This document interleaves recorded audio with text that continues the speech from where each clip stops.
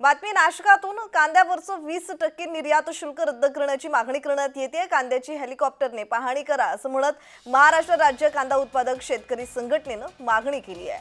मुख्यमंत्री देवेंद्र फडणवीस यांना पत्र लिहित मागणी केलेली आहे। तर राज्यात मुबलक कांदा आहे, त्यामुळे 20% निर्यात शुल्क रद्द करण्याची मागणी जोर धरू लागली आहे। राज्यात मुबलक कांदा आहे की नाही याबाबत हेलिकॉप्टरनं पाहणी करा।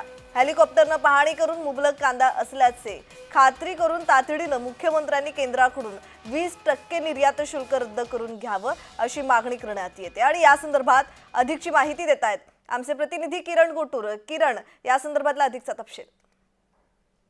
मागच्या काही दिवसांपासून आपण बघितलं तर कांद्याचे दर हे नाशिक जिल्ह्यामध्ये मोठ्या प्रमाणात घसरलेले आहेत। मागच्या काही 10-15 दिवसाचं आपण ॲव्हरेज बघितलं तर 800 ते 1000 रुपयांनी कांद्याचे दर हे नाशिकमध्ये घसरल्याचं बघायला मिळतं। अगदी 10-15 दिवसांआधी 2500 रुपयाचे असलेले कांद्याचे दर आता ते कुठेतरी 1200 ते 1400 रुपयेपर्यंत आलेले आहेत।